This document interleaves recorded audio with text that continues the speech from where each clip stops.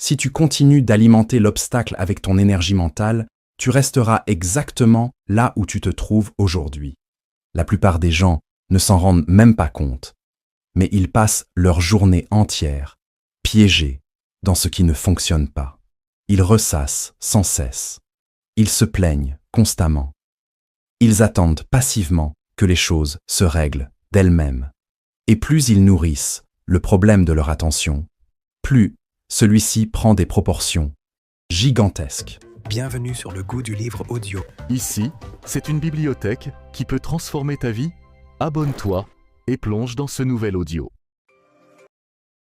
Dans ce livre audio, tu vas découvrir comment orienter ton esprit vers les solutions au lieu de te noyer dans les problèmes.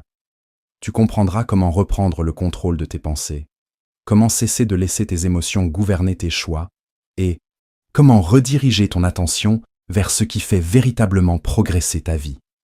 Ce sont des paroles sincères, un véritable travail sur l'état d'esprit et des résultats concrets. Pas de superflu, pas d'exagération, simplement des vérités claires et accessibles qui t'aideront à arrêter de gaspiller ton temps pour enfin recommencer à évoluer.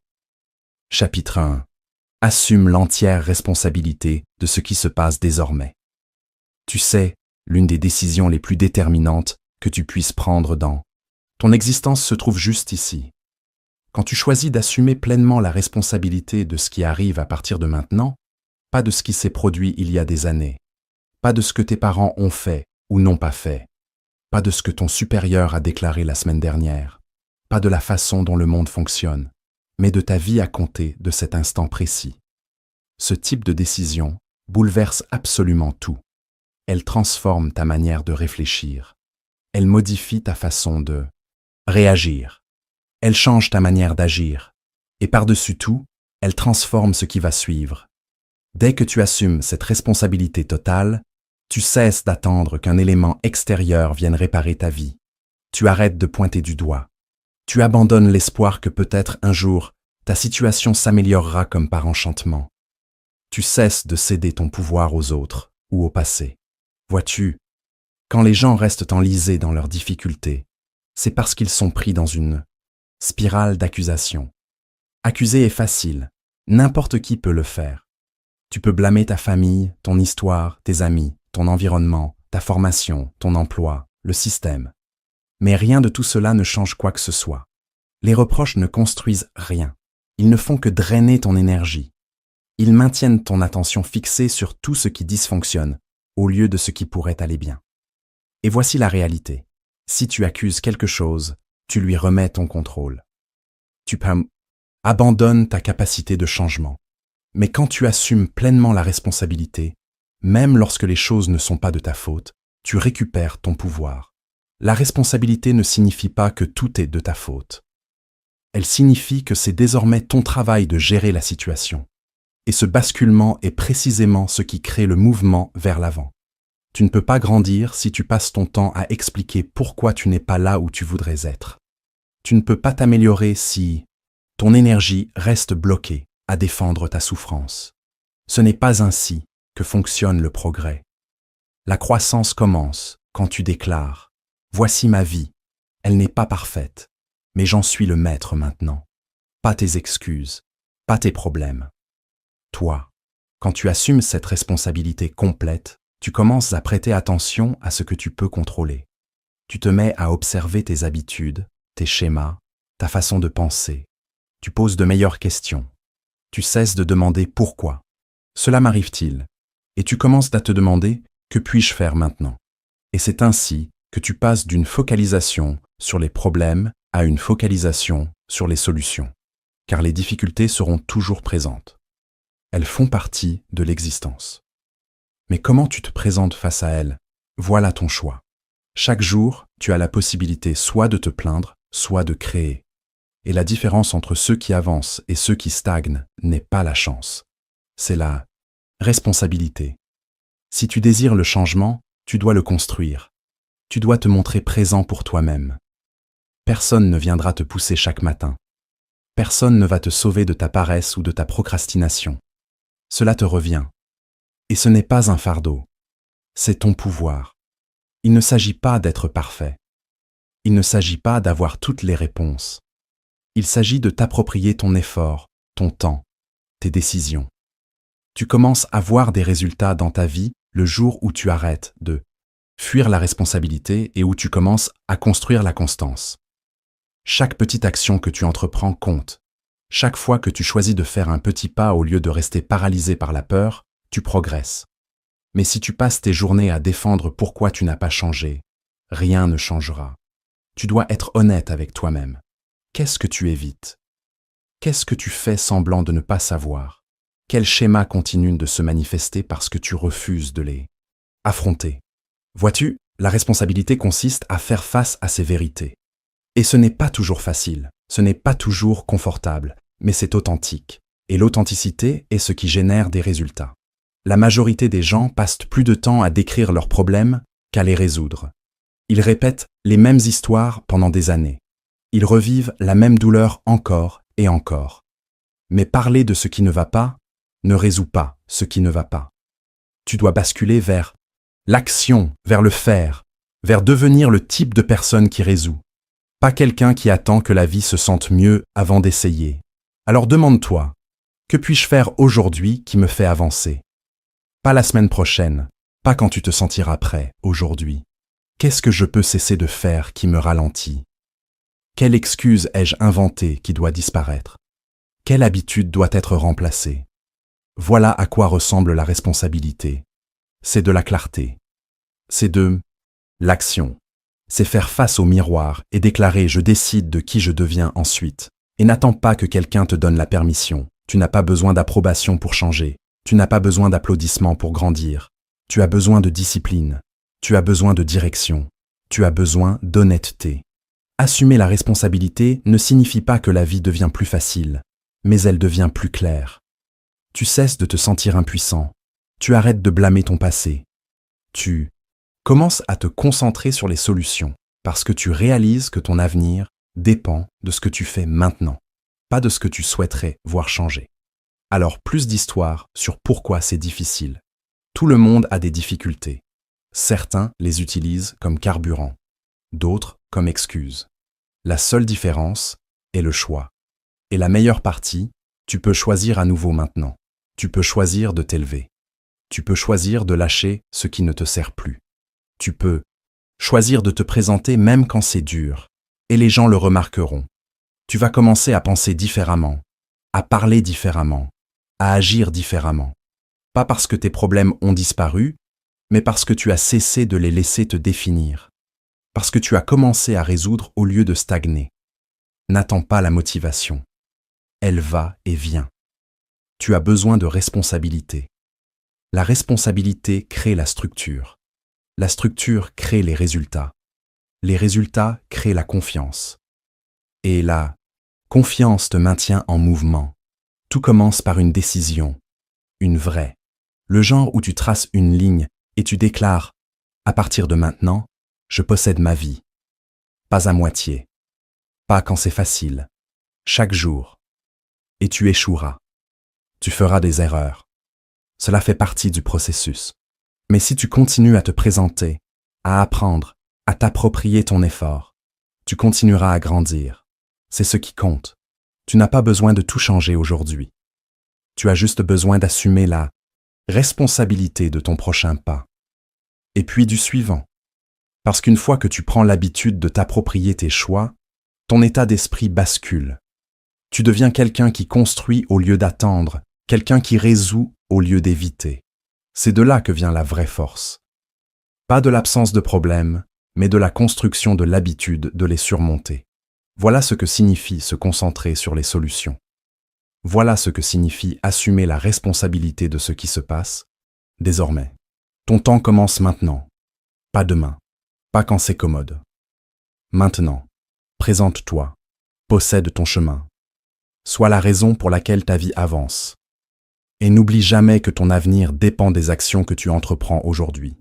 Maintenant que tu as compris l'importance fondamentale de la responsabilité personnelle, il est temps d'explorer comment diriger concrètement ton attention.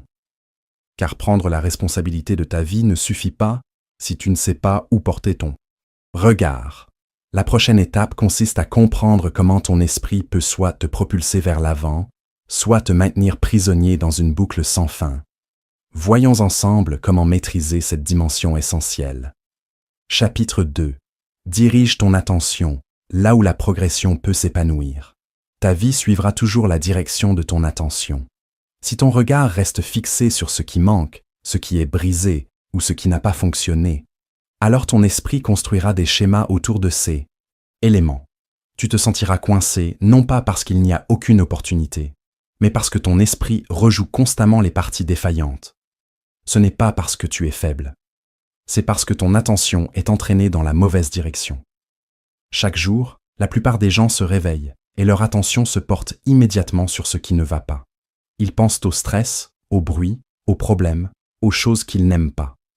Leur attention est façonnée par ce qui les fait se sentir coincés. Et sans s'en rendre compte, cela devient leur routine mentale. Mais si tu veux créer du changement dans ta vie, tu dois entraîner ton attention à se diriger là où la progression peut s'épanouir.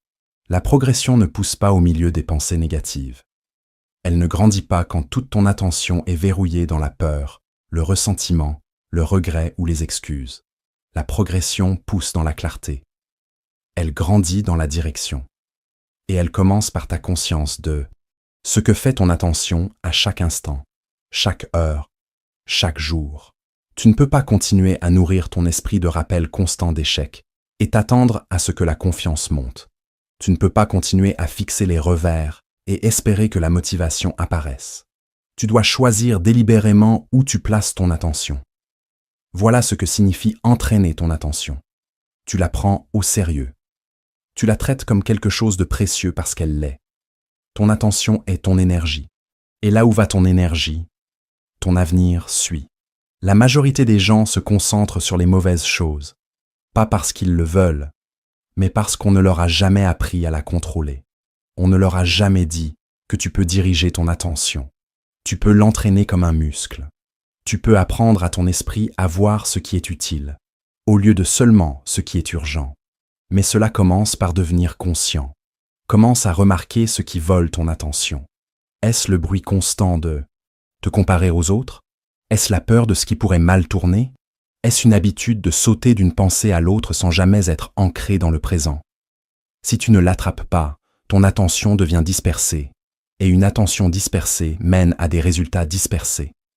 Entraîner ton attention signifie ralentir suffisamment pour te demander « À quoi est-ce que je donne réellement mon énergie en ce moment ?» Si la réponse ne sert pas ta croissance, tu dois la déplacer. Cela ne signifie pas que tu ignores les problèmes. Cela signifie que tu ne leur donnes pas plus qu'ils ne méritent. Tu les vois, tu les adresses, mais tu ne vis pas à l'intérieur. La progression se construit quand tu te concentres sur les actions, pas sur les distractions. Quand tu te réveilles et choisis de penser à ce que tu peux construire aujourd'hui. Quand tu traverses ta journée en attrapant les moments où ton esprit dérive vers la négativité et en le ramenant doucement vers ce qui compte. Il ne s'agit pas d'être positif tout le temps. Il s'agit d'être conscient et délibéré avec ton attention. Tu pourrais te sentir submergé certains jours. C'est normal. Mais même au milieu de cela, tu décides toujours ce qui obtient toute ton attention. Tu as toujours le pouvoir de dire « Je vais donner mon énergie à quelque chose qui m'aide à grandir, pas à quelque chose qui me fait me sentir plus petit. » Quand tu continues à faire cela, quelque chose change. Lentement, ton cerveau commence à reconnaître la progression comme la façon normale de penser. Tu cesses de voir tout comme un problème. Tu commences à poser différentes questions. Tu demandes que puis-je apprendre de cela? Quelle est la prochaine étape que je peux prendre aujourd'hui? Qu'est-ce qui rendrait cette journée juste un peu meilleure qu'hier? Et ces questions tirent ton attention vers l'action, vers la clarté, vers le type d'état d'esprit qui ne s'effondre pas quand la vie devient difficile. Parce qu'un esprit concentré est un esprit fort. Et un esprit fort construit un vrai changement. Les gens disent souvent qu'ils n'ont pas le temps de se concentrer, mais ce n'est pas une question de temps. C'est une question d'attention. Tu peux avoir 5 minutes de concentration profonde qui font avancer ta vie, plus que 5 heures de distraction sans but. Ce n'est pas l'horloge qui te retient. C'est combien de ta journée tu donnes à des choses qui ne te font pas grandir. Ton téléphone est un outil. Ton environnement est un outil. Tes pensées sont des outils. Mais si tu laisses ces outils prendre le contrôle, ton attention devient fragmentée et la progression meurt dans un esprit distrait. Alors comment commencer à entraîner ton attention? Tu pratiques chaque jour. Tu prends de petits moments pour te centrer. Tu écris ce qui compte pour toi. Tu fixes des objectifs courts qui apportent de la clarté. Tu traces où va ton attention quand tu es fatigué, submergé ou frustré. Tu apprends à attraper ton esprit quand il glisse dans des schémas de réflexion excessive, de doute de soi ou de colère, et tu le rediriges. Ce n'est pas quelque chose que tu fais une fois, c'est quelque chose que tu construis. L'attention est une pratique, c'est une compétence, et comme toute compétence, plus tu travailles dessus, plus elle devient forte. Plus tu es constant, plus cela devient naturel. Tu n'as pas besoin d'une attention parfaite. Tu as juste besoin d'une meilleure attention qu'hier. Si ton attention était dispersée, toute la semaine, mais qu'aujourd'hui tu as pris 30 minutes pour travailler avec une clarté profonde, c'est du progrès, c'est de la croissance, et c'est ainsi que le changement commence. Petite décision, direction claire, effort réel. Ton attention est l'un de tes plus grands pouvoirs. Mais tu dois l'utiliser comme si elle comptait. Arrête de la donner à tout ce qui la demande. Pas chaque notification, pas chaque opinion, pas chaque souvenir ne mérite ton attention. Tu peux choisir. Et quand tu commences à choisir plus sagement, tu commences à voir de nouveaux résultats. Tu remarques que tu ne te sens pas aussi coincé. Tu te sens plus en contrôle. Tu as plus d'énergie pour les choses qui comptent. Tu passes moins de temps à expliquer pourquoi tu te sens en retard et plus de temps à construire de l'élan. La progression est toujours possible, mais elle n'est visible que pour ceux qui regardent dans la bonne direction. Ne t'attends pas à te sentir motivé si tu regardes constamment des choses qui te drainent. Ne t'attends pas à te sentir discipliné si ton attention est dispersée à travers les distractions. Ta vie a besoin de structure. Ton esprit a besoin de guidance. Et cela commence par entraîner ton attention. Quand tu apprends à faire cela, tu cesses d'attendre le moment parfait. Tu cesses de chercher des raccourcis. Tu commences à faire le travail avec un esprit clair. Tu commences à construire une vie qui avance même quand les circonstances ne semblent pas parfaites. Une vie concentrée n'est pas une vie occupée. C'est une vie significative. Elle est remplie de moments qui comptent parce que ton esprit est présent. Tu n'es pas perdu dans le passé. Tu ne te noies pas dans l'avenir. Tu es présent. Tu es connecté à l'étape devant toi. Et c'est là que la progression pousse. Alors ne précipite pas ce processus. Ne cherche pas de résultats rapides. Reste simplement avec ton attention. Pratique en remarquant où elle va. Pratique en la ramenant vers tes priorités. Pratique en la donnant pleinement aux choses qui te rendent plus fort, plus calme, plus clair. Si tu fais cela jour après jour, tu remarqueras quelque chose de puissant. Tu réaliseras que tes problèmes n'ont pas disparu, mais ton attention s'est déplacée. Et parce que ton attention s'est déplacée, tu es devenu quelqu'un qui construit au lieu de casser. Quelqu'un qui avance au lieu de rester coincé. Quelqu'un qui entraîne son attention à suivre la croissance, pas le chaos. Voilà comment tu reprends le contrôle de ton esprit. Voilà comment tu reprends le contrôle de tes résultats. Entraîne ton attention et la progression suivra. Savoir diriger ton attention est une compétence fondamentale. Mais que se passe-t-il quand ton esprit commence à tourner en rond sans jamais avancer? C'est précisément le piège dans lequel tombent beaucoup de personnes, et il peut saboter tous tes efforts de concentration. Il est crucial d'apprendre à reconnaître ce mécanisme destructeur pour pouvoir le court-circuiter avant qu'il ne prenne le contrôle. Chapitre 3. Repère le moment où ta réflexion commence à tourner en boucle. L'une des façons les plus silencieuses dont les gens restent coincés est de penser en cercle. Cela commence petit, une seule pensée, une inquiétude, un doute, un « et si ». Et puis, au lieu de trouver une solution ou de faire un pas en avant, l'esprit continue de boucler. Il rejoue la même pensée, le même scénario, la même question encore et encore. Tu traverses ta journée, mais cette unique préoccupation revient sans cesse. Tu essaies de te concentrer, mais ton esprit continue de tourner. Tu ne résous rien. Tu t'épuises simplement avec les mêmes pensées habillées de mots différents, et tu ne remarques même pas que cela se produit. Voilà le danger de la pensée circulaire. Elle ressemble à de la réflexion, mais c'est vraiment juste tourner en rond. Elle donne l'illusion de l'effort, mais ce n'est pas du progrès. Elle draine l'énergie, accumule le stress et bloque les décisions claires. Si tu veux grandir, si tu veux résoudre tes problèmes et avancer, tu dois apprendre à repérer le moment où ta réflexion commence à tourner en boucle. Ce moment compte parce que plus la boucle continue, plus il devient difficile de la briser. Tes pensées commencent à se renforcer mutuellement. Elles se nourrissent de ta peur. Elles commencent à construire une dynamique émotionnelle. Et bientôt, tu ne fais pas que penser. Tu es coincé dans un schéma qui contrôle comment tu te sens, comment tu te comportes et comment tu réponds à la vie. La clé est la conscience. Pas le jugement, pas la panique, juste la conscience. Tu dois commencer à prêter attention à la façon dont ton esprit se déplace. Commence à remarquer les signes. Quand tu penses au même problème encore et encore sans nouvelle idée ou pas en avant, c'est un signe. Quand tu commences à devenir anxieux juste de penser, pas de quelque chose de réel devant toi, c'est un signe. Quand tes pensées commencent à tourner en cercle au lieu de mener quelque part, il est temps de faire une pause. Cette pause est puissante. Elle te donne une chance de sortir de la boucle et d'entrer dans la clarté. La plupart des gens n'apprennent jamais comment travailler avec leurs pensées. On leur apprend à accomplir, à agir, à performer, mais pas à reconnaître ce qui se passe dans leur propre tête. Alors quand la pensée circulaire prend le dessus, ils supposent qu'ils sont juste minutieux ou prudents, ou réfléchis. Mais la réflexion devrait mener à des réponses, à l'action ou à la paix. Si elle mène seulement à la tension et à l'épuisement, tu ne résous pas, tu tournes. Alors que fais-tu quand tu remarques que tes pensées tournent en cercle? D'abord, arrête. Pas arrêter de penser complètement, mais arrêter de suivre la boucle. Interromps-la.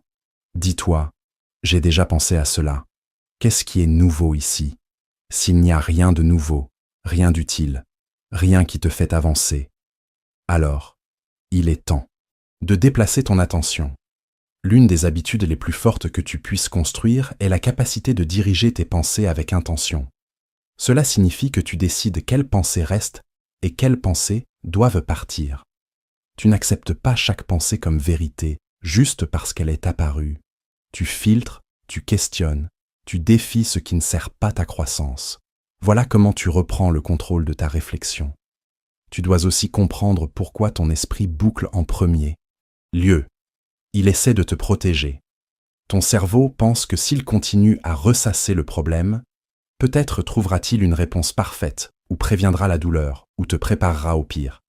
Mais ce qu'il fait vraiment, c'est te maintenir dans un état de paralysie émotionnelle. Rien ne change. Tu obtiens juste plus de stress. Alors rappelle-toi que penser sans action ne réduit pas la peur. Elle l'augmente.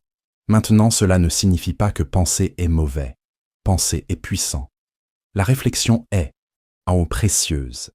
Mais il y a une différence entre la réflexion productive et la rumination répétitive.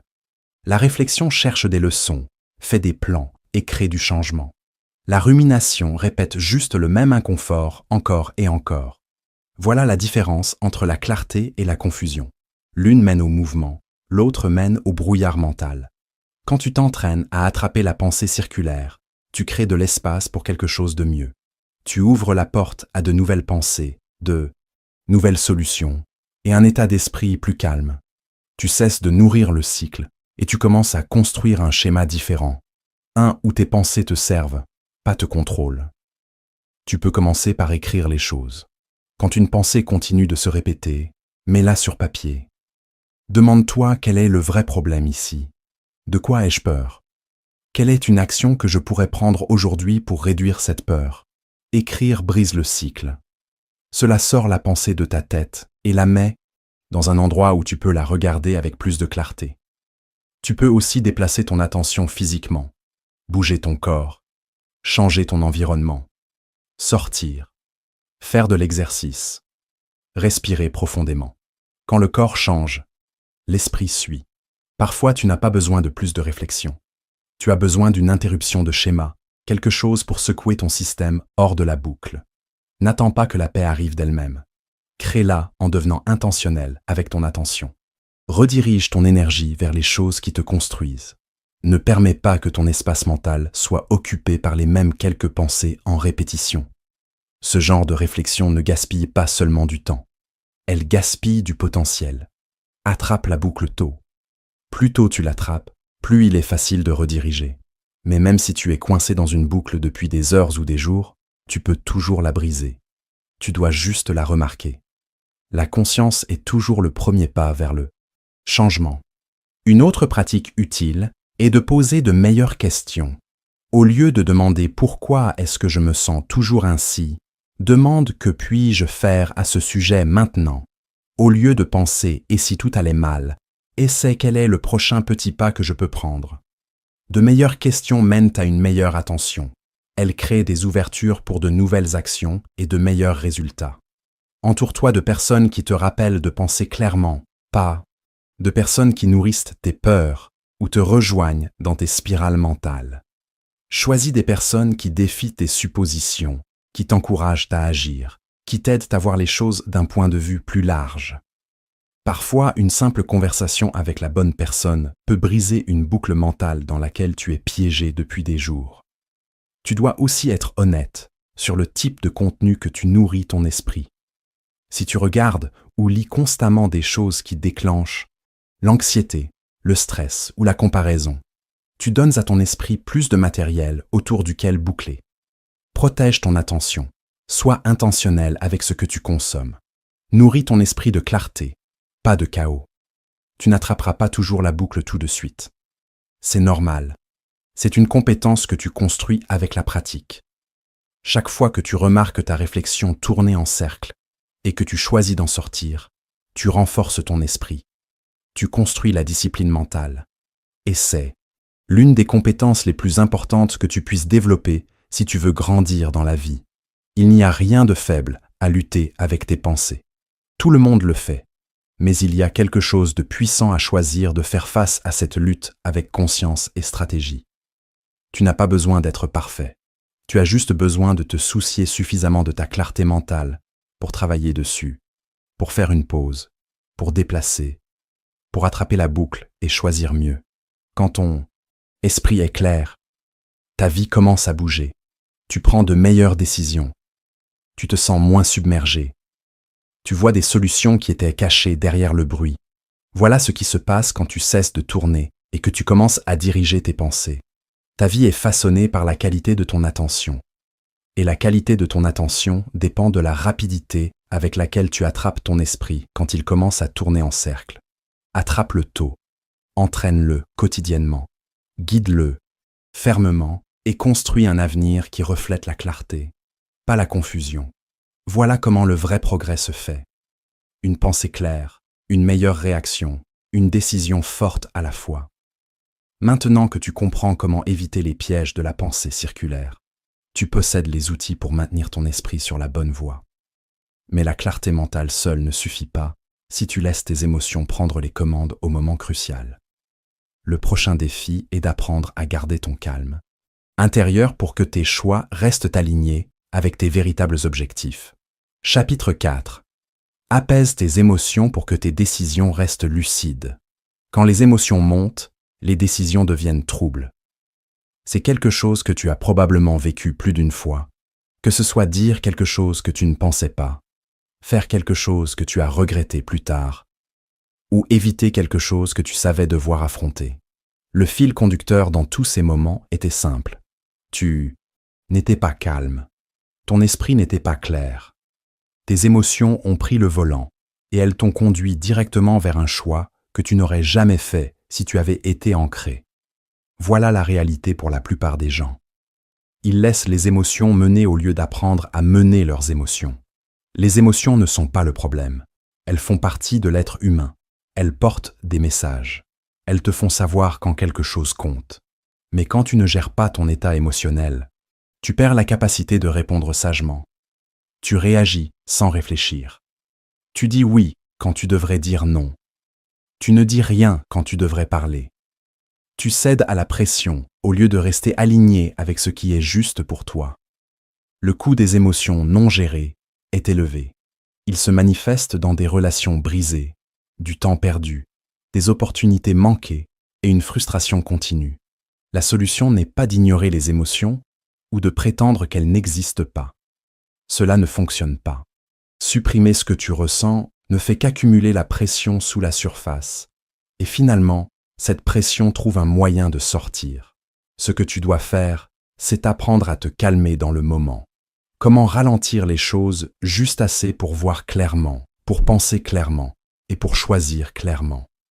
Le calme n'est pas un luxe, c'est une compétence. Et comme toute compétence, elle peut être apprise, pratiquée et renforcée avec le temps. Quand tu t'entraînes à rester calme, tu protèges ton jugement.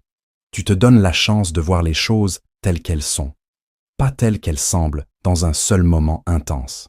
La plupart des réactions émotionnelles sont basées sur la première version de l'histoire que ton esprit crée. Et cette version est généralement filtrée à travers la peur, les expériences passées ou les suppositions. Mais si tu fais une pause, si tu ralentis ta respiration et te centres, cette première version se calme. Tu gagnes accès à une deuxième version, une qui est plus équilibrée, une qui voit une image plus large. C'est cette version de toi qui fait des choix solides. C'est cette version de toi qui parle avec un but, pas de panique. C'est cette version de toi qui garde l'objectif à long terme à l'esprit, même quand les émotions à court terme te tirent dans toutes les directions. Pense à la dernière fois que tu as pris une décision sous le stress. Comment cela s'est-il terminé? Étais-tu fier de comment tu as géré la situation? Ou es-tu parti en pensant j'aurais dû prendre un moment, je n'avais pas besoin de réagir comme ça? Ce sentiment n'est pas de la culpabilité, c'est de la conscience. C'est ton moi profond qui te dit qu'il y a une meilleure façon de traverser les défis. Tu ne deviens pas émotionnellement calme par accident. Tu le construis avec la pratique. Tu le construis en remarquant tes signaux, le serrement dans ta poitrine, la chaleur dans ton visage, les pensées qui s'accélèrent, la respiration superficielle. Ces signaux ne sont pas aléatoires. C'est ton système qui t'avertit que ta réflexion est sur le point d'être détournée. Et c'est ton signal pour faire une pause. Quand quelque chose te déclenche, une dispute, un rejet, un retard, ton corps réagit avant ta logique. C'est pourquoi il est critique d'apprendre à calmer ton système. Tu le fais en respirant plus profondément, en faisant une pause avant de parler, en t'éloignant quand nécessaire, en t'ancrant dans le moment présent. Ces quelques secondes de calme peuvent tout changer sur ce que tu dis et fais ensuite. Dans ces secondes, pose-toi une question simple. Qu'est-ce que je veux vraiment de cette situation? Pas ce que tu as envie de faire, pas ce que l'émotion crie que tu fasses, mais ce qui aide réellement la situation globale. Cette question te sort de ton tunnel émotionnel et donne à ton esprit quelque chose de solide à quoi se raccrocher. Les gens forts ne laissent pas les émotions décider de leur prochain mouvement. Ils utilisent les émotions comme des données, pas des commandes. Ils ressentent ce qu'ils ressentent, mais ils attendent avant d'agir. Et dans cette attente, ils choisissent avec clarté. Voilà ce qui sépare une bonne décision d'une destructrice. La capacité de rester calme assez longtemps pour te souvenir qui tu es et ce que tu défends. Tu pourrais ne pas réussir cela à chaque fois. C'est normal. L'objectif n'est pas la perfection. L'objectif est le progrès. T'attraper une fois sur 5 est mieux que ne jamais. T'attraper du tout. Et plus tu le fais souvent, plus cela devient facile. Finalement, ta réponse naturelle au stress ou au conflit ne sera pas d'exploser ou de te fermer. Ce sera de respirer, de réfléchir et d'agir avec intention. Il y a des gens qui ont perdu des années de progrès à cause d'un seul choix guidé par l'émotion. Ils se sont éloignés de quelque chose de précieux. Ils ont dit quelque chose qui ne pouvait pas être retiré. Ils ont pris une décision par peur ou colère qui a créé des conséquences qu'ils ne pouvaient pas défaire. Et chacun d'entre eux te dirait la même chose. Ils auraient souhaité avoir pris juste un peu plus de temps, juste un peu plus d'espace pour se calmer avant de réagir. Tu n'as pas besoin de devenir quelqu'un qui évite l'émotion. Tu as juste besoin de devenir quelqu'un qui la gère sagement, qui la respecte, mais ne s'incline pas devant elle, qui lui permet d'être ressenti, mais pas suivi aveuglément. Cela demande de la force. Cela demande de la conscience. Cela demande de la discipline, mais cela en vaut la peine. Imagine combien tes relations seraient plus fortes si tu apprenais à faire une pause avant de réagir. Imagine combien ton progrès serait plus constant si tu ne laissais pas la frustration diriger tes décisions. Imagine combien ta réflexion serait plus claire si tu t'entraînais à rester stable quand les choses autour de toi semblent incertaines. Voilà le pouvoir du calme. Ce n'est pas bruyant, ce n'est pas tape à l'œil, mais c'est fort. C'est le genre de force qui maintient ton avenir ensemble quand les choses commencent à trembler. C'est le genre de force qui garde ta réputation intacte, ton attention aiguisée et ton intégrité inébranlable. Commence à pratiquer dans les petits moments. Quand quelque chose t'agace, ne te précipite pas à te plaindre. Respire à la place. Quand quelqu'un te comprend mal, ne saute pas pour te défendre. Écoute d'abord. Quand quelque chose d'inattendu arrive, ne te précipite pas à le réparer par panique. Prends un moment pour évaluer. Ces petites décisions construisent l'habitude, et cette habitude construit le leadership émotionnel. La capacité de guider ton monde intérieur, peu importe ce qui se passe dans le monde extérieur. Tu n'es pas tes émotions. Tu les expérimentes, mais elles ne te définissent pas. Elles ne te contrôlent pas. Elles ne décident pas de ton chemin à moins que tu ne leur donnes le pouvoir. Garde ce pouvoir. Possède-le. Utilise-le. Construis une vie qui n'est pas gouvernée par la réaction, mais menée par la sagesse. Tu ne peux pas empêcher les émotions de venir, mais tu peux les empêcher de prendre des décisions que tu regretteras. C'est ton travail, c'est ta responsabilité et c'est ta liberté. Plus tu pratiques le calme, plus tu crées de paix. Et de cette paix, de meilleures décisions suivent, une pensée claire suit, un avenir plus fort et plus stable suit. Alors la prochaine fois que tes émotions commencent à monter, rappelle-toi que tu n'as pas besoin de correspondre à leur vitesse. Tu n'as pas besoin de bouger avec elles.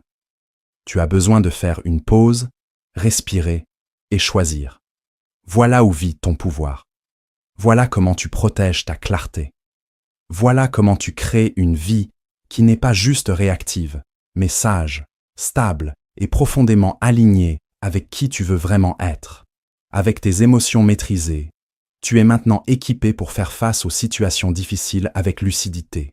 Cependant, même avec le meilleur contrôle émotionnel, la peur peut encore te paralyser si tu lui laisses le temps de grandir. La prochaine leçon cruciale est de comprendre pourquoi tu dois agir rapidement, avant que ton esprit ne transforme un simple défi en montagne insurmontable. Chapitre 5. Agis avant que la peur ne rende le problème trop grand. L'une des plus grandes erreurs que les gens font dans la vie est d'attendre. Attendre de se sentir prêt. Attendre de ne plus avoir peur. Attendre que la situation semble plus facile. Mais plus tu attends, plus tout commence à paraître difficile. La peur ne rétrécit pas d'elle-même. Elle grandit. Elle se multiplie. Plus tu passes de temps à penser au problème sans rien faire, plus il commence à paraître impossible. Voilà comment fonctionne ton esprit. Quand tu hésites, quand tu fais une pause trop longue, ton imagination prend le dessus et transforme les défis en monstres. Ce qui a commencé comme un petit pas devient une montagne dans ton esprit. Pas parce que c'est vraiment si difficile, mais parce que tu as laissé la peur l'étirer hors de proportion. C'est pourquoi l'action la plus importante que tu puisses prendre est de bouger tôt. Agis avant que la peur n'ait le temps de se construire. Agis avant que le problème ne devienne exagéré dans tes pensées. Quand quelque chose de difficile apparaît dans ta vie, ton premier instinct pourrait être de reculer, de réfléchir davantage, d'analyser, mais trop réfléchir te donne rarement plus de courage. Ce qui construit le courage, c'est le mouvement. Faire une chose qui prouve à ton esprit que tu n'es pas impuissant, que tu n'es pas coincé, que tu as toujours la capacité d'avancer, peu importe combien tu te sens incertain. La peur trouvera toujours un moyen de grandir si tu lui donnes de l'espace. Si tu laisses la peur s'installer dans ta tête trop longtemps, elle commence à contrôler ta voix, tes choix et tes décisions. Elle te dit de rester en sécurité. Elle te rappelle la dernière fois que tu as échoué. Elle joue tous les pires scénarios dans ton esprit. Mais la peur n'est pas un signal pour s'arrêter. C'est un signe pour commencer. Pas imprudemment, pas aveuglément, mais intentionnellement. Parce que plus tu stagnes, plus la peur gagne en pouvoir. Il est important de comprendre quelque chose de très réel sur la façon dont ton cerveau fonctionne. Ton cerveau est construit pour te protéger. Il scanne les menaces. Il cherche toujours le danger, mais il ne connaît pas la différence entre le vrai danger et l'inconfort. Alors quand tu te sens nerveux à l'idée de faire un mouvement, ton cerveau dit « attendons ». Et si tu suis cette voie, tu crées une habitude d'hésitation. Cette habitude devient automatique.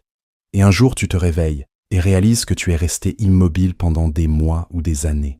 Pas parce que tu es incapable, mais parce que la peur t'a entraîné à faire une pause au lieu de pousser. Tu ne surmonteras pas la peur en y pensant. Tu la surmontes en faisant quelque chose qui fait avancer ta vie. Cela pourrait être un petit pas. Cela pourrait être une conversation. Cela pourrait être postuler pour quelque chose, se présenter quelque part, s'exprimer, s'engager dans un plan. Mais la clé est le mouvement. Parce qu'une fois que tu bouges, ton cerveau commence à recevoir un nouveau message.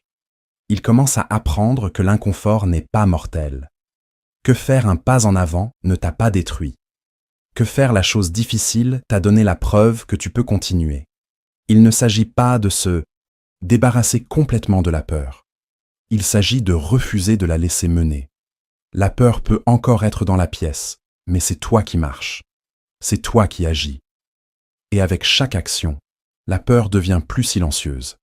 Parce que la peur perd son emprise quand tu cesses de la nourrir de ton attention. L'action te donne quelque chose que la peur ne peut pas toucher. L'élan. Quand tu agis, tu gagnes du terrain. Tu gagnes de l'expérience. Tu recueilles de vrais retours au lieu de suppositions. La plupart de ce que tu crains n'arrivera jamais. Mais tu ne le sauras pas si tu restes coincé dans ta tête. Plus tu attends, plus ton esprit crée d'histoires. Et la plupart de ces histoires sont basées sur la pensée du pire cas, pas sur la réalité. Quand tu agis tôt, tu enlèves à la peur sa chance de se construire. Tu restes en contrôle. Tu gardes le problème assez petit pour être résolu. Voilà l'avantage d'agir avant de te sentir pleinement prêt. Tu attrapes le défi avant qu'il ne se transforme en crise. Tu le gères pendant qu'il est encore gérable.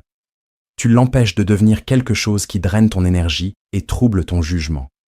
Les gens pensent que le courage ressemble à de la confiance.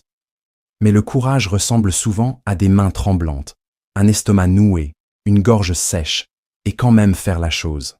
Le courage ne vient pas en premier. Il apparaît après l'action. Tu le construis au fur et à mesure.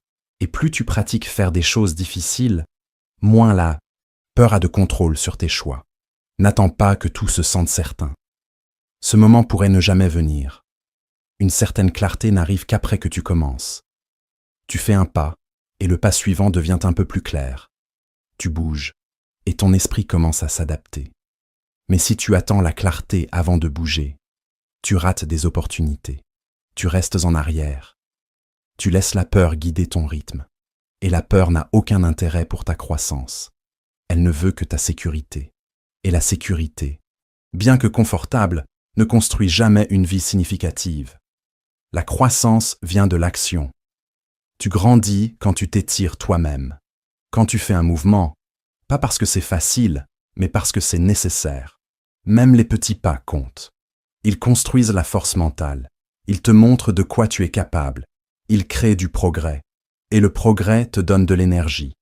Quand tu vois du mouvement, tu te sens motivé. Quand tu te sens coincé, tu perds foi en toi-même. C'est pourquoi l'action est toujours la réponse. Quand la peur commence à parler plus fort, tu n'as pas besoin de tout savoir pour commencer. Tu as besoin de savoir ce qui compte maintenant. Tu as besoin de faire confiance que le progrès ne vient pas de conditions parfaites. Il vient de décider cela compte pour moi et je suis prêt à agir avant que la peur ne prenne le dessus. Cet état d'esprit crée une vie de résultats, une vie de croissance, une vie qui continue de bouger même face à l'incertitude. Pense à combien de choses tu as évitées, parce que la peur les a fait paraître trop grandes. Pense aux chances que tu n'as pas prises, aux conversations que tu as évitées, aux objectifs que tu as reportés, pas parce qu'ils étaient impossibles, mais parce que ton esprit continuait d'agrandir le problème.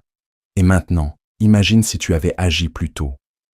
Si tu avais fait ce premier pas avant que la peur ne construise un mur autour, ta vie serait dans un endroit différent. Il n'est pas trop tard pour changer cela. La prochaine fois que quelque chose te semble intimidant, demande-toi « Qu'est-ce que je peux faire maintenant qui me fait avancer, même un peu ?» Ce seul pas pourrait être tout ce qu'il faut pour déplacer ton élan. Et l'élan est puissant. Il brise l'hésitation. Il construit la croyance. Il te rappelle que la peur n'a pas à décider de ta direction. Entraîne-toi à attraper la peur tôt. Apprends à reconnaître quand elle commence à chuchoter des raisons d'attendre. Sois honnête sur les fois où tu l'as écoutée et puis prends une nouvelle décision. Choisis l'action non pas parce que tu te sens prêt, mais parce que tu refuses de laisser la peur rétrécir ton potentiel. Rappelle-toi ceci, la peur se nourrit du délai. Plus tu attends, plus elle grandit. Mais au moment où tu agis, la peur perd son emprise. Et chaque fois que tu répètes ce processus, tu reprends le contrôle. Tu construis un état d'esprit qui ne gèle pas sous la pression. Tu deviens quelqu'un qui résout au lieu de stagner. Ton avenir est façonné par comment tu réponds à la peur. Tu peux la laisser te garder petit, ou tu peux l'utiliser comme signal pour bouger. Pas imprudemment, pas sans réflexion, mais avec but, avec force, avec engagement. Ne laisse pas ta vie être une histoire d'hésitation. Fais-en une histoire d'action, une histoire de moments où tu as senti la peur et tu as quand même avancé, où tu as passé l'appel, envoyé le message, t'es levé, t'es présenté, as fait le premier pas, parce que tu savais qu'attendre ne ferait que rendre le problème plus grand qu'il ne l'était vraiment. Et quand tu regarderas en arrière, ces moments d'action seront ceux qui t'ont changé, ceux qui t'ont appris que la peur est bruyante, mais pas sage, que ton avenir n'appartient pas à ton hésitation. Il appartient à ta décision d'agir avant que la peur ne prenne le dessus. Tu as maintenant compris l'importance d'agir rapidement face à la peur. Mais que faire quand, malgré tes efforts, les choses ne se passent pas comme prévu? Les revers sont inévitables, et ta façon d'y répondre déterminera si tu stagneras ou si tu continueras à progresser. Explorons comment transformer les échecs en tremplin vers le succès. Chapitre 6. Assume pleinement comment tu réagis aux revers. Chaque personne fait face à des revers. Personne n'est immunisé. La vie ne demande pas ta permission avant de te déstabiliser. Parfois les choses s'effondrent sans avertissement. Les plans ne fonctionnent pas. Les gens te déçoivent. Tu échoues à quelque chose pour lequel tu pensais être prêt. Mais ce qui définit ta croissance n'est jamais le revers lui-même. C'est comment tu y réagis. Tu ne contrôles pas tout ce qui t'arrive, mais tu contrôles ce que tu fais ensuite. Voilà où vit tout ton pouvoir. Voilà où commence le vrai progrès. Quand tu assumes pleinement comment tu réponds, la vérité est que ta première réaction à un revers révèle la qualité de ton état d'esprit. Si tu réponds toujours avec frustration, blâme ou apitoiement sur toi-même, tu construis des habitudes qui te gardent au même endroit. Mais si tu t'entraînes à faire une pause, rester conscient et choisir une réponse qui te fait avancer, tu commences à construire un type de vie différent, une qui devient plus forte sous la pression au lieu de plus faible. La plupart des gens ne réalisent pas que réagir est une habitude. Si ta réaction habituelle est de te plaindre, ton esprit ira là par défaut. Si ton premier réflexe est de blâmer quelqu'un ou quelque chose d'autre, ton attention reste verrouillée sur ce qui a mal tourné au lieu de ce qui pourrait bien aller. Mais quand tu assumes tes réactions, tu cesses de tourner en rond. Tu te donnes la chance d'apprendre, de grandir et de prendre des décisions plus intelligentes pour la suite. Tu ne peux pas éviter chaque obstacle, mais tu peux décider combien de pouvoir il obtient sur ta réflexion. Voilà ce qu'est l'appropriation. Ce n'est pas prétendre que tout va bien. Ce n'est pas te forcer à être positif. C'est te lever et dire « cela s'est produit » et je vais décider comment j'y réponds. Ce genre de pensée te remet en contrôle. Elle rend le revers plus petit et ton état d'esprit plus fort. Ta réaction façonne ton avenir plus que l'événement lui-même. Le même revers peut détruire une personne et développer une autre. La différence est dans comment chaque personne choisit de le gérer. Certaines personnes deviennent amères, d'autres deviennent meilleures. L'une est une décision de rester coincé. L'autre est une décision de grandir. Quand quelque chose ne se passe pas comme tu l'attendais, prends un moment. Ne te précipite pas à parler. Ne te précipite pas à le publier. Ne te précipite pas à y échapper. Assieds-toi avec. Pose-toi de vraies questions. Que vient-il de se passer? Qu'est-ce que je ressens maintenant? Que dit cette réaction sur comment j'ai géré la pression? Puis, va plus profond. Que ferait une version plus forte de moi maintenant? Quelle action aiderait? Pas juste se sentir bien, mais réellement aider. Tu grandis quand tu cesses de réagir et que tu commences à répondre. Une réaction est automatique. Une réponse est intentionnelle. Une réaction est émotionnelle. Une réponse est ancrée. Quand tu construis la capacité de répondre avec clarté, tu gagnes un pouvoir que la plupart des gens n'essaient même jamais de développer. Parfois, les revers semblent personnels. Ils piquent. Ils blessent ton orgueil. Mais la douleur fait partie du message. Si tu fais attention, les revers te montreront où tu dois t'améliorer. Ils mettront en évidence les faiblesses dans ta réflexion, tes habitudes, tes attentes. Et quand tu assumes ta part, même une petite partie, tu ouvres la porte à une vraie amélioration. Éviter la responsabilité de tes réactions peut sembler plus facile sur le moment, mais cela garantit une douleur à long terme. Tu finis par répéter les mêmes erreurs. Tu traverses les mêmes schémas émotionnels. Tu blâmes les mêmes types de personnes. Rien ne change parce que tu ne changes pas. L'appropriation est le contraire de l'évitement. C'est la maturité. C'est la décision de te mener toi-même, même quand les choses semblent injustes ou inattendues. Tu n'as pas besoin d'avoir toutes les réponses. Tu n'as pas besoin de prétendre que tu n'es pas affecté. Mais tu dois te soucier de comment tu te présentes quand la vie te teste, parce que ces moments, ces tournants émotionnels, façonnent ta direction plus que tu ne le réalises. Quand tu réponds avec clarté, avec maturité, avec but, tu construis quelque chose que personne ne peut te prendre. Le respect de soi. Assumer pleinement comment tu réagis ne signifie pas que tu supprimes tes émotions. Cela signifie que tu les gères. Cela signifie que tu ne les laisses pas décider de ton prochain mouvement. Tu les ressens, tu les traites, et puis tu choisis quoi faire. Tu n'exploses pas, tu n'abandonnes pas, tu ne restes pas assis dans la colère ou la honte. Tu respires, tu réfléchis, tu avances avec force. Tu dois aussi cesser d'attendre des circonstances parfaites pour pratiquer cela.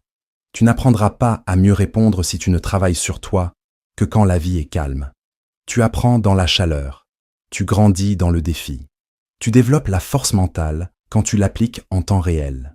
Pas quand tout semble facile, mais quand les choses semblent dures. Et ne confonds pas responsabilité avec culpabilité. L'appropriation ne consiste pas à te blâmer pour tout. C'est reconnaître ton pouvoir de choisir ton attitude, ton attention et ta prochaine action. Ce pouvoir est le tien, même quand les choses semblent complètement hors de contrôle, même quand tu te sens fatigué, incompris ou maltraité, tu as toujours le choix de comment tu le gères. Tu ne peux pas non plus contrôler comment les autres te répondent, mais tu peux toujours contrôler comment tu leur réponds. Certaines personnes testeront ta patience, certains douteront de toi, te rejetteront, te manqueront, de respect. Mais quand tu assumes ta réponse, tu protèges ta paix. Tu ne remets pas ta stabilité émotionnelle au comportement de quelqu'un d'autre. Tu décides comment tu veux te sentir. Tu décides quel standard tu veux vivre. Voilà ce qui te rend plus fort que le moment. Quand les choses s'effondrent, ta réaction soit construit ton caractère, soit expose ce qui a encore besoin de travail. Ce n'est pas quelque chose à craindre. C'est quelque chose à utiliser. Laisse tes réactions devenir un terrain d'apprentissage. Fais attention aux schémas qui reviennent sans cesse. Deviens-tu défensif trop vite? Te fermes-tu? Essaies-tu d'éviter la réalité?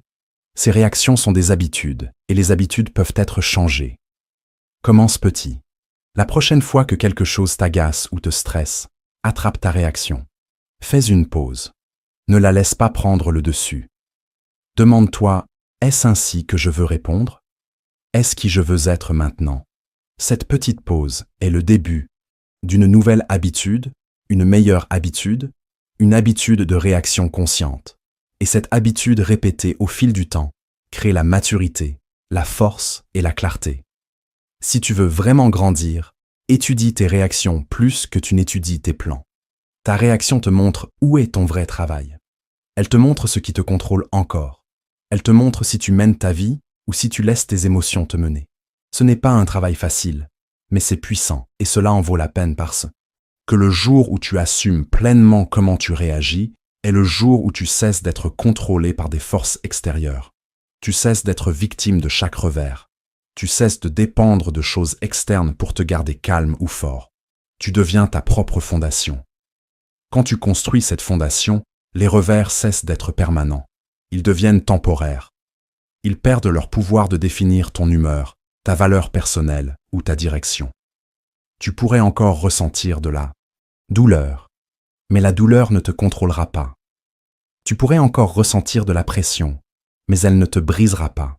Tu géreras les choses différemment, non pas parce que la vie est devenue plus facile, mais parce que tu es devenu plus fort. Ce genre de force est silencieux. C'est interne.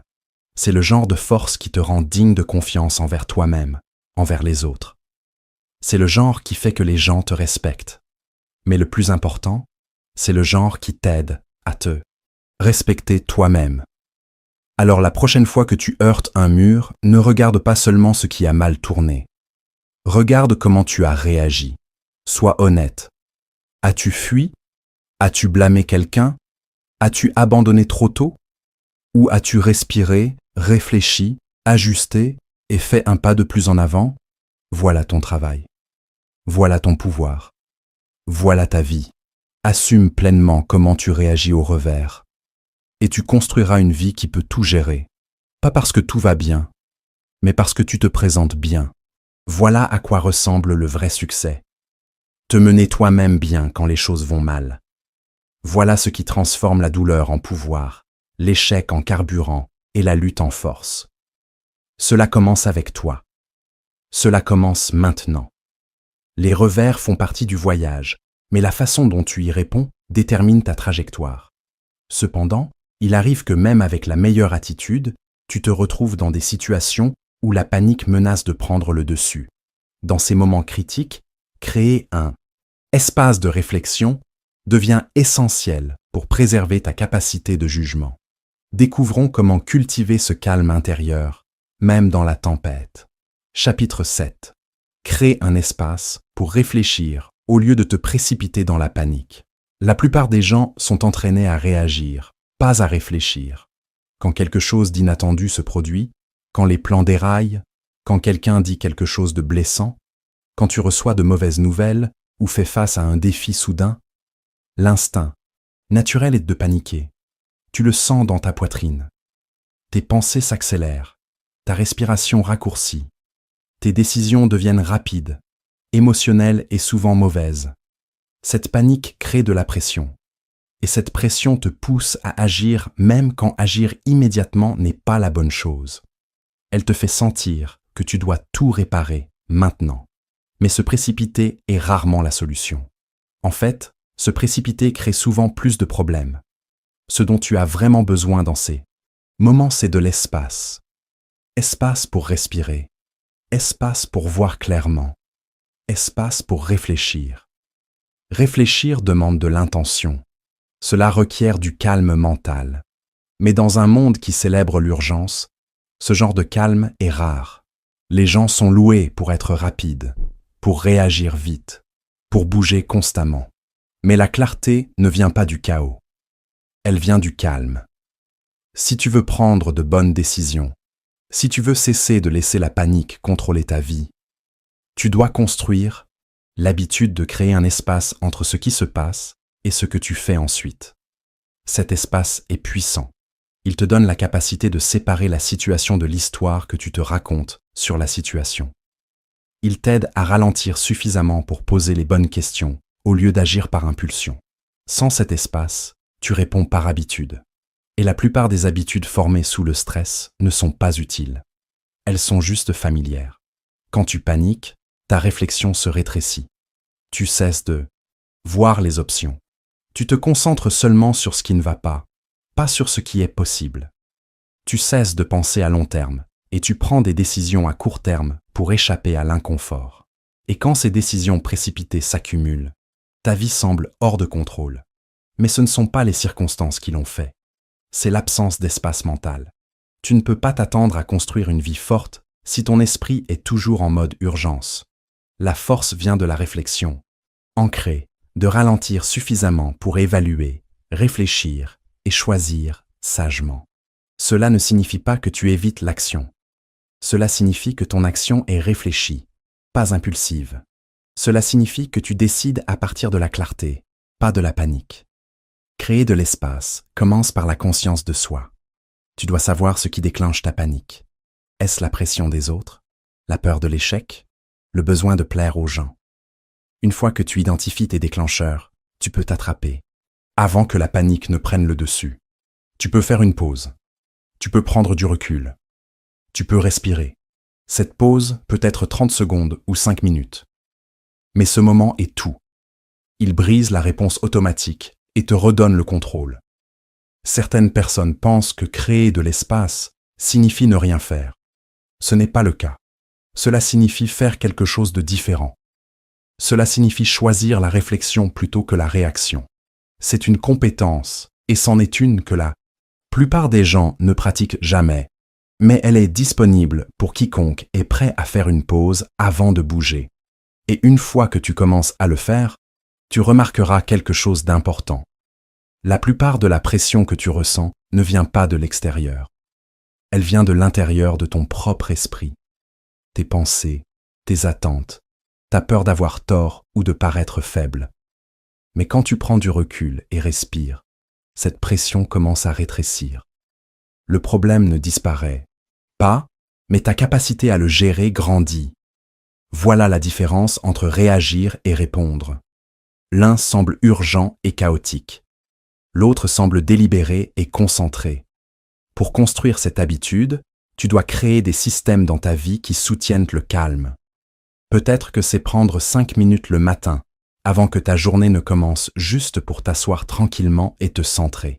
Peut-être que c'est écrire dans un journal le soir, pour libérer le bruit mental. Peut-être que c'est apprendre à dire « j'ai besoin d'un moment » quand une situation semble émotionnellement chargée. Ces petites pratiques font une grande différence. Elles entraînent ton esprit à chercher l'espace au lieu de spiraler dans la panique. Tu peux aussi entraîner ton corps à soutenir ce processus. Quand ton corps est tendu, tes pensées suivent. Quand ta respiration est superficielle, ton esprit ressent de la pression. Mais quand tu détends ton corps, quand tu respires profondément, quand tu ralentis tes mouvements, ton cerveau reçoit le message. C'est sûr de réfléchir. Et c'est là que viennent les meilleures idées. C'est là que tu vois l'image complète au lieu de juste le problème. Dans les moments de haute pression, la plupart des gens veulent des réponses rapides. Mais ce dont ils ont besoin, ce sont de meilleures questions. Des questions comme « Qu'est-ce qui compte le plus maintenant ? Quelle est une chose intelligente que je peux faire ? Qu'est-ce qui est dans mon contrôle ?» Poser des questions ouvre ta réflexion. Cela te sort de la peur et te met dans la concentration. Et c'est là que se prennent les bonnes décisions. N'attends pas que les autres créent cet espace pour toi. En fait, les gens autour de toi pourraient vouloir des décisions rapides. Ils pourraient te bousculer, te presser ou attendre que tu réagisses immédiatement. Mais ce n'est pas ton travail. Ton travail est de rester ancré, de protéger ta clarté, de valoriser ta paix plus que leurs attentes. Parce que si tu abandonnes ton espace de réflexion pour plaire à tout le monde autour de toi, tu te perds. Et une vie sans clarté mentale devient réactive, chaotique et vide. Protège ton temps. Protège tes pensées. Si quelque chose semble urgent, demande-toi, est-ce vraiment urgent ou est-ce juste inconfortable? Cette distinction est importante. Pas tout ce qui semble urgent ne mérite une action immédiate. Certaines choses ont besoin d'espace. Elles ont besoin de temps pour respirer. Elles ont besoin de réflexion tranquille. Et plus tu t'accordes cela, plus tu deviens confiant dans tes choix. Ce n'est pas une question d'être lent. C'est une question d'être intelligent. C'est prendre des décisions qui servent ton avenir, pas juste ton émotion. Quand tu te précipites, tu satisfais le moment. Quand tu réfléchis, tu sers le long terme, et la vie récompense ceux qui peuvent tenir à la fois l'urgence et la clarté en même temps. Tu vas faire face à des situations qui te testent. Les gens te comprendront mal. Les plans échoueront. Les émotions monteront, mais cela ne signifie pas que tu dois paniquer. C'est ton ancienne habitude. C'est la réaction sur laquelle tu comptais quand tu ne savais pas qu'il y avait une meilleure façon. Maintenant tu sais. Maintenant tu peux faire une pause. Maintenant tu peux créer de l'espace. Tu peux dire « Je n'ai pas besoin de comprendre cela dans les 5 prochaines minutes. J'ai besoin de réfléchir clairement. J'ai besoin de comprendre ce qui se passe. J'ai besoin de bouger à partir de la force, pas de la peur. » Et plus tu fais cela, plus tu te fais confiance. Tu cesses de craindre les problèmes parce que tu sais que tu peux les gérer avec un esprit calme. Tu cesses d'éviter la pression parce que tu t'es entraîné à rester ancré dedans. Voilà ce qui construit la vraie confiance. Pas l'absence de défi, mais la capacité de réfléchir clairement quand il vient. Ce genre de contrôle n'apparaît pas du jour au lendemain. Tu le construis au fil du temps. Chaque fois que tu fais une pause au lieu de paniquer, tu changes ton schéma. Tu construis un nouveau chemin dans ton cerveau. Un qui dit « Je n'ai pas besoin de me précipiter. Je n'ai pas besoin de réagir. Je peux réfléchir. » Tu commenceras à remarquer que les gens autour de toi réagissent à la vie très différemment. Certaines personnes semblent toujours frénétiques, toujours stressées, toujours submergées. D'autres semblent composées, réfléchies, efficaces. La différence n'est pas que l'un a moins de problèmes. C'est que l'un a appris à protéger son espace. Il s'est entraîné à faire une pause. Et c'est ce que tu peux faire aussi. Tu mérites ce genre de paix. Tu mérites de vivre avec intention, pas juste réaction. Tu mérites de te faire confiance même dans les moments incertains. Mais cela commence par une décision. La décision de créer de l'espace. Pas demain. Pas quand les choses se calment. Maintenant, dans ce moment, dans le prochain défi, dans la prochaine situation pleine de pression. Tu peux choisir. Tu peux respirer. Tu peux réfléchir. Et une fois que tu commences à vivre de cette façon, tu te demanderas pourquoi tu as jamais donné autant de pouvoir à la panique. Tu verras combien la vie fonctionne mieux quand tu donnes à ton esprit le temps et l'espace dont il a besoin pour te mener en avant, et tu construiras un avenir, pas par réaction, mais par action réelle, réfléchie et régulière. Voilà comment se construisent les esprits forts. Voilà comment se prennent les choix sages. Et voilà le genre de vie que tu étais destiné à créer. Créer cet espace mental te permet de réfléchir avec lucidité. Mais encore, faut-il savoir quoi faire de cette clarté.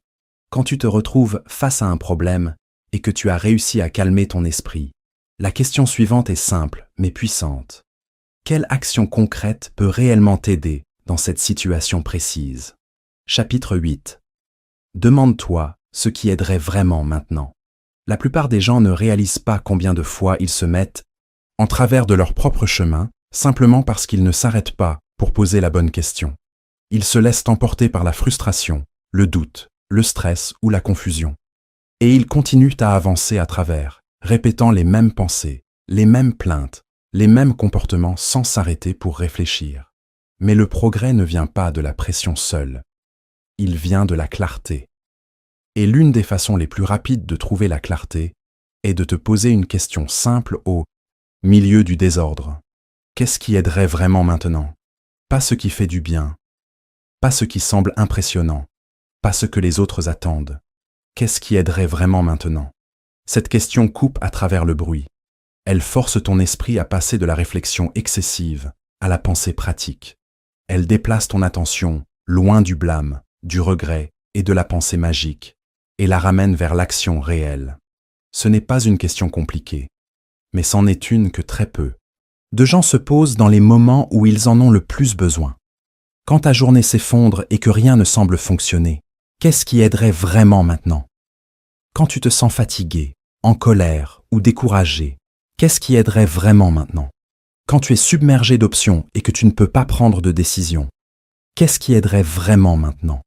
Pas la semaine prochaine, pas le mois prochain, pas quand tu auras plus de temps ou d'énergie, maintenant. Cette question fonctionne parce qu'elle te force à entrer dans le présent. La plupart du stress vit dans le passé ou le futur. Tu rejoues quelque chose qui s'est déjà produit, ou tu t'inquiètes de quelque chose qui pourrait arriver.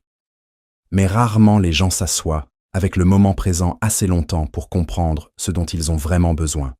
C'est pourquoi poser cette question te ramène au centre. Elle t'ancre, elle arrête la spirale. Elle te fait réfléchir clairement à nouveau. Tu ne peux pas avancer si tu ne sais pas ce que tu vises. Et dans les moments de pression, l'esprit veut s'échapper, pas agir. Tu cherches des distractions, des raisons ou des échappatoires. Mais ce qui aide est souvent simple. Prendre une pause, être honnête avec toi-même, fixer un petit objectif, demander de l'aide, boire de l'eau, aller faire une promenade, l'écrire, mettre ton téléphone en silence. Ces petites décisions faites avec intention peuvent te briser la tension et te donner un chemin vers l'avant. Pas chaque situation n'a besoin d'une grande solution. La plupart des moments nécessitent un changement pratique, mais tu ne trouveras pas ce changement à moins de poser la bonne question. La plupart des gens demandent pourquoi cela arrive-t-il, ou qu'est-ce qui ne va pas chez moi, ou comment suis-je censé tout réparer. Et ces questions peuvent te sembler urgentes, mais elles ne te donnent pas de réponse qui aide dans le moment. Elles ajoutent du poids. Elles gardent ton attention sur les problèmes au lieu des possibilités. Mais quand tu demandes « qu'est-ce qui aiderait vraiment maintenant ?», tu retournes immédiatement ton état d'esprit. Tu passes de la réaction à la stratégie. Tu n'attends plus que quelque chose change. Tu décides comment bouger. Et cette décision te redonne ton contrôle. Cela n'a pas besoin d'être dramatique. Peut-être que ce qui aide maintenant, c'est éteindre tout le bruit autour de toi. Peut-être que c'est sortir pour un peu de calme. Peut-être que c'est finir la seule petite tâche que tu as évitée toute la journée. Peut-être que c'est te pardonner de ne pas être parfait. Peut-être que c'est choisir de parler de quelque chose que tu as gardé en toi. Ou peut-être que c'est juste te reposer sans culpabilité. Quoi que ce soit, tu ne le sauras que si tu ralentis assez pour demander. Cette pratique construit la conscience de soi. Plus tu poses cette question, plus tu commences à remarquer tes propres schémas. Tu commences à reconnaître ce qui te déstabilise et ce qui te ramène. Tu deviens meilleur à répondre au stress avec intention plutôt qu'émotion. Tu cesses d'attendre les conditions parfaites. Et tu commences à créer de meilleures conditions avec des actions simples. Poser cette question construit aussi la maturité émotionnelle. Elle t'apprend à séparer tes sentiments de tes actions. Tu peux te sentir déçu et quand même faire le prochain pas. Tu peux te sentir incertain et quand même faire un choix intelligent. Tu peux te sentir frustré et quand même faire ce qui est utile. Tu apprends à te mener au lieu d'être mené par tes émotions. Voilà la vraie force. Voilà la vraie discipline. Elle t'aide aussi à mieux communiquer. Quand tu es dans une conversation difficile et que tes émotions commencent à prendre le dessus, tu peux faire une pause et te demander tranquillement « qu'est-ce qui aiderait vraiment maintenant ?» Parfois, c'est écouter plus. Parfois, c'est dire moins.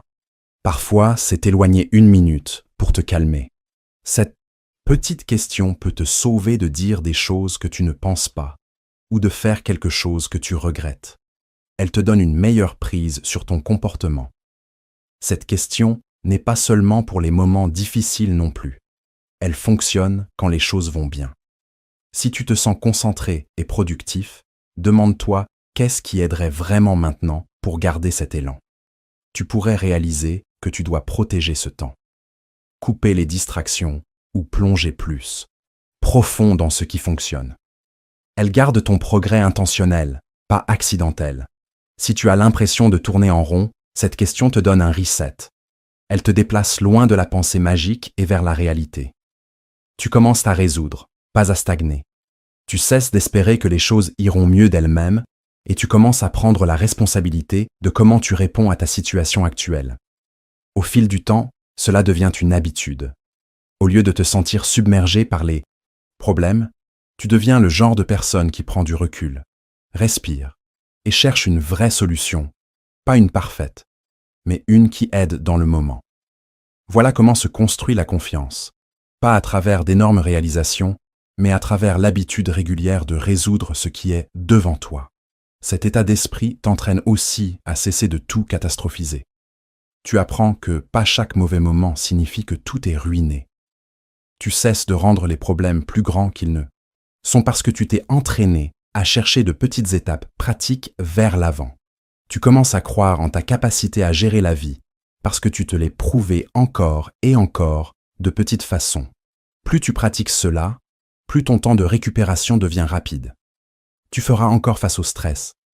Tu auras encore des mauvais jours, mais tu n'y resteras pas aussi longtemps. Tu t'attraperas. Tu te regrouperas. Tu déplaceras ton attention du bruit vers l'action. Et c'est là que vit ton progrès. Pas dans une planification parfaite, mais dans une conscience présente. Commence à utiliser cette question dans ta vie quotidienne.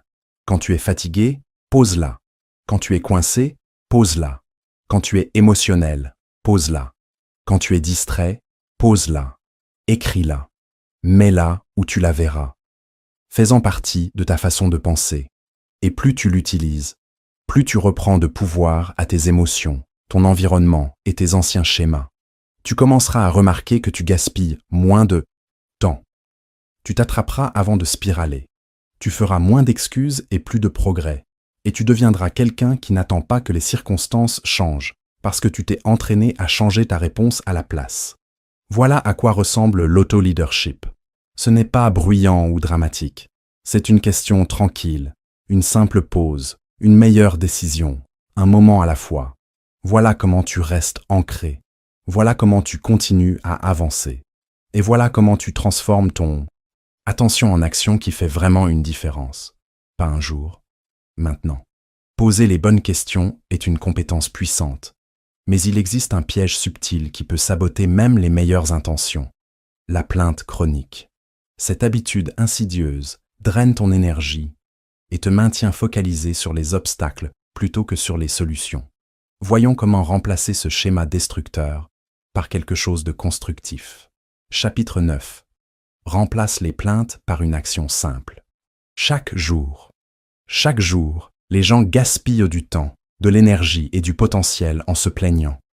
Cela devient une habitude si rapidement que tu ne réalises même pas que tu le fais. Tu te réveilles fatigué, alors tu le dis à voix haute. Tu vois quelque chose que tu n'aimes pas et tu le fais remarquer. Quelqu'un fait une erreur et tu en parles à quelqu'un d'autre. Tu entends de mauvaises nouvelles et tu ajoutes ta voix au bruit. Petit à petit, cette habitude construit un état d'esprit et cet état d'esprit crée une vie qui est réactive, négative, coincée. Parce que plus tu te plains, moins il te reste d'énergie pour changer quoi que ce soit. Se plaindre ne répare pas la situation. Cela ne te rend pas plus fort. Cela ne te donne pas un meilleur résultat. Cela garde simplement ton attention sur ce qui ne va pas. Et quand ton attention reste verrouillée sur ce qui ne va pas, tu cesses de voir ce qui est possible. Tu cesses de chercher ce qui peut être fait. Tu passes ta journée dans la frustration au lieu du progrès. C'est facile de se plaindre. C'est pourquoi tant de gens le font. Cela ne demande pas de discipline. Cela ne demande pas de courage. Cela ne te prend rien sauf ta paix et ton pouvoir. Mais si tu veux que ta vie s'améliore, tu dois faire mieux avec tes paroles, ton attention et ton effort. Et le meilleur endroit pour commencer est simple. Remplace les plaintes par une action utile chaque jour. Une petite action, pas une solution parfaite, pas un bond. Énorme, juste une chose qui fait avancer ta vie dans la direction que tu dis vouloir. Parce que ce que tu fais quotidiennement façonne qui tu deviens. Si ton habitude quotidienne est de trouver quelque chose dont te plaindre, tu deviens quelqu'un qui voit le monde à travers la frustration. Si ton habitude quotidienne est de faire un pas en avant, peu importe sa taille, tu deviens quelqu'un qui construit du progrès au lieu de parler des problèmes. La plupart des gens se plaignent parce que cela ressemble à une libération. Tu es contrarié. Quelque chose n'a pas bien tourné et tu veux l'exprimer. Tu veux que quelqu'un l'entende. Tu veux te sentir validé. C'est compréhensible. Mais tu dois te demander, qu'est-ce que cela fait pour moi? Après m'être plaint, qu'est-ce qui est vraiment mieux? Le problème a-t-il disparu? Mon état d'esprit s'est-il amélioré? Ai-je grandi? Ou ai-je juste gaspillé plus de temps assis dans ce que je savais déjà? Maintenant, imagine si chaque fois que tu t'attrapais en train de te plaindre, tu t'arrêtais et te demandais quelle est une chose que je peux faire maintenant qui aide. Peut-être que c'est envoyer un courriel que tu as évité. Peut-être que c'est organiser quelque chose dans ton espace. Peut-être que c'est cocher un élément sur ta liste. Peut-être que c'est t'excuser. Peut-être que c'est boire de l'eau et réinitialiser ton énergie. Cela n'a pas besoin d'être grand. Cela doit juste être différent de se plaindre. Ce changement construit une habitude puissante. Tu enseignes à ton cerveau que l'inconfort n'a pas besoin d'être exprimé par la négativité. Il peut être transformé par l'action.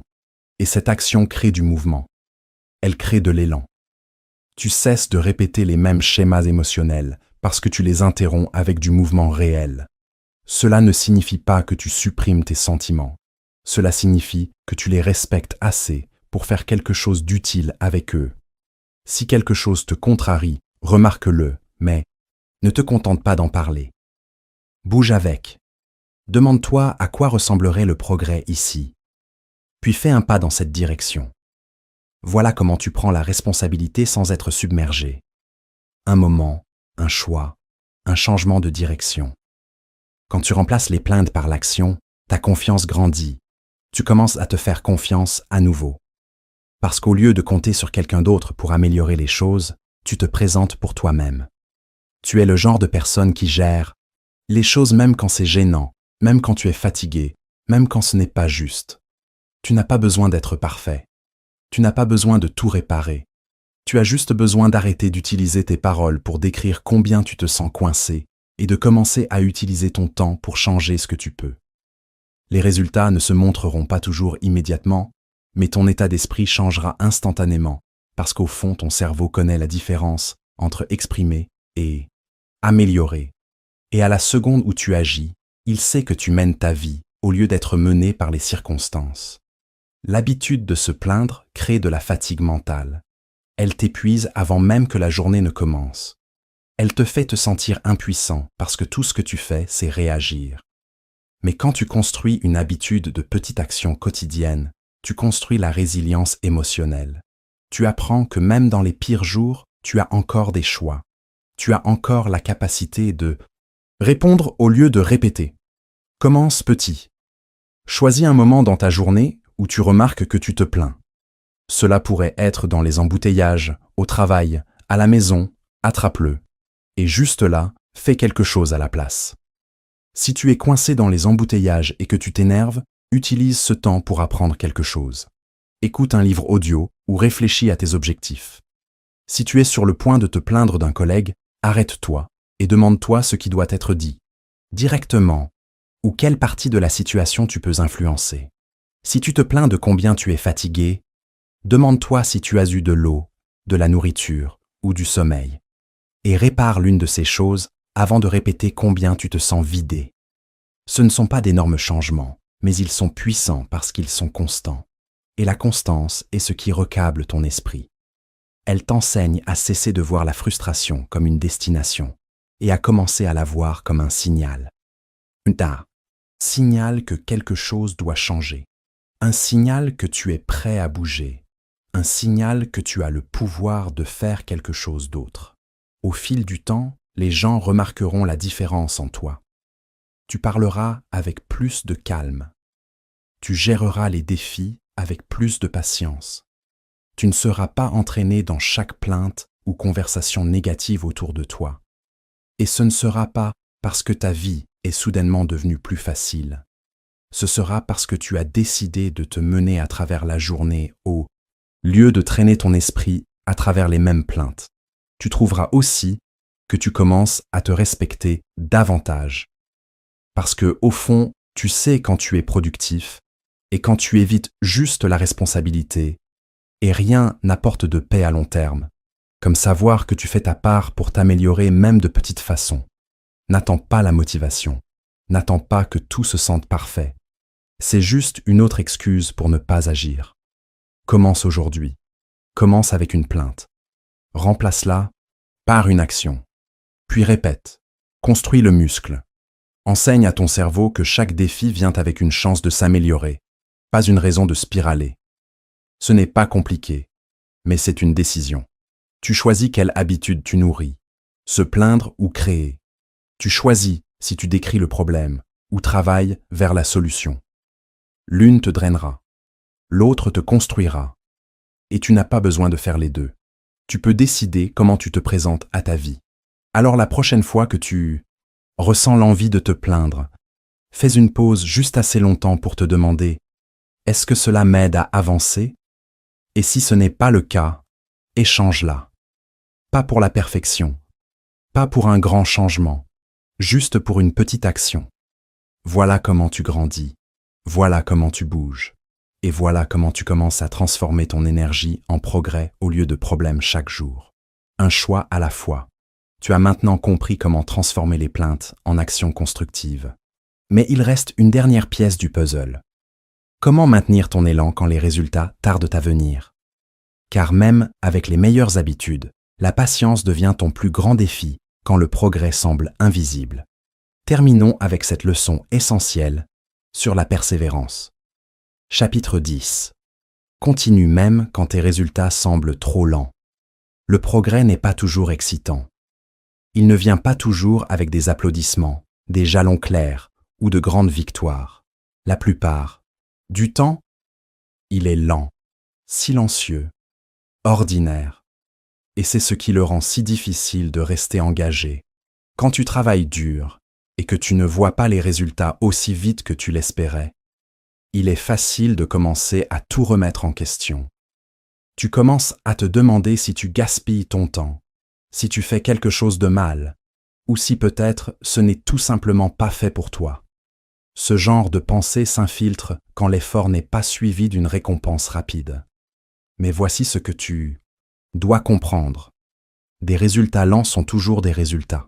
Le rythme n'est peut-être pas ce que tu attendais, mais si tu arrêtes maintenant, tu effaces chaque pas que tu as fait jusqu'ici. La vraie croissance n'est pas rapide, elle est constante. Elle se construit par la répétition, les petits choix, l'effort quotidien. Le genre de progrès qui dure ne se produit pas du jour au lendemain. Il se produit silencieusement en coulisses, quand personne ne regarde et que rien ne semble changer. Mais quelque chose change. Tu ne peux juste pas encore le voir. C'est la partie qui requiert la croyance. Pas un espoir aveugle, mais une croyance forte ancrée dans la discipline. La plupart des gens n'échouent pas parce qu'ils n'ont pas de talent ou de potentiel. Ils échouent parce qu'ils s'arrêtent trop tôt. Ils s'en vont au milieu du processus parce qu'ils s'attendaient à ce que les résultats correspondent immédiatement à leur effort. Quand cela ne se passe pas comme ça, ils supposent que ça ne fonctionne pas. Mais ce qu'ils ne réalisent pas, c'est que le progrès lent fait partie de la façon dont le processus fonctionne. Ton esprit, tes habitudes, tes résultats, ils ont tous besoin de temps pour changer. Ce n'est pas une question de gratification instantanée. C'est une question de transformation à long terme. Pense à combien de temps tu as passé à construire tes habitudes actuelles. Des années, peut-être des décennies. Tu ne peux pas t'attendre à les inverser en une semaine. Tu ne changes pas juste ce que tu fais. Tu changes comment tu penses, comment tu réponds, comment tu te portes face aux défis. Cela prend du temps. Et si tu t'en vas chaque fois que ça semble lent, tu ne te donnes jamais la chance d'atteindre le résultat que tu visais en premier lieu. Tu dois apprendre à bouger sans avoir besoin de preuves constantes que ça fonctionne. C'est le genre de maturité que la plupart des gens ne développent jamais. Ils sont guidés par ce qu'ils ressentent au lieu de ce à quoi ils se sont engagés. Quand ils se sentent excités, ils agissent. Quand ce sentiment s'estompe, ils s'arrêtent. Mais la discipline dit « je vais continuer quand même quand c'est ennuyeux, même quand c'est dur, même quand je ne me sens pas motivé. » Parce que l'objectif compte toujours. Parce que je ne fais pas cela pour les applaudissements. Je le fais pour la croissance. Voilà l'état d'esprit qui crée quelque chose de significatif. Tu n'as pas besoin d'aller vite. Tu as juste besoin d'y aller. Régulièrement. Continue à faire les bonnes choses. Continue à te présenter. Continue à faire les choix qui te font avancer. Même si le progrès est difficile à voir maintenant, parce que tout ce que tu fais construit quelque chose. Chaque choix, chaque action, chaque petite décision, ça s'accumule. Tu empiles soit de l'effort qui soutient ton avenir, soit des raisons de rester pareil. La vitesse n'a pas autant d'importance que la direction.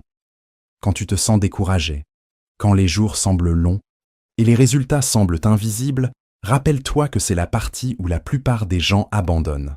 Et c'est exactement pourquoi tu devrais continuer. Parce que si tu restes constant à travers les saisons lentes, tu deviens le genre de personne qui peut gérer le succès quand il arrive. Tu développes la patience, la force et l'état d'esprit nécessaires pour continuer une fois que tu obtiens réellement le résultat pour lequel tu as travaillé. Les gens disent souvent « ça ne marche pas quand ». Ce qu'ils veulent vraiment dire, c'est « ça ne marche pas assez vite ». Mais si tu as fourni le travail, si tu as été honnête avec ton effort, et si tu as fait les bonnes choses, même de façon irrégulière, alors tu avances. Tu dois juste continuer assez longtemps pour que le processus rattrape. Tu ne peux pas précipiter le vrai changement. Tu ne peux pas accélérer la croissance juste parce que tu veux que ça arrive plus vite. Ça prend ce que ça prend, et c'est ton travail de continuer à te présenter pendant l'attente. Cette attente est là où tu construis le caractère. Cette attente est là où tu apprends la différence entre l'intérêt et l'engagement. N'importe qui peut être intéressé quand c'est nouveau et excitant. Mais rester engagé quand l'excitation s'estompe, c'est là que la transformation se produit. C'est là que la plupart des gens cherchent des raccourcis. Ils veulent la solution rapide, le succès du jour au lendemain.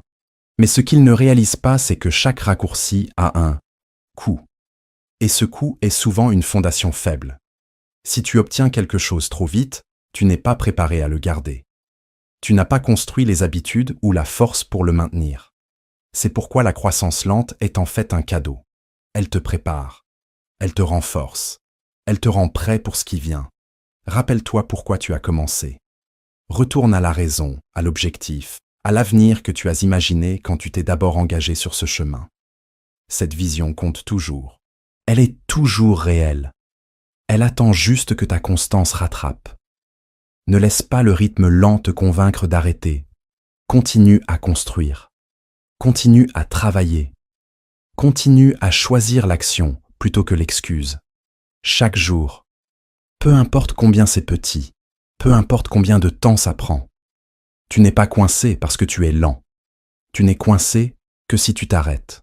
La lenteur n'est pas l'échec.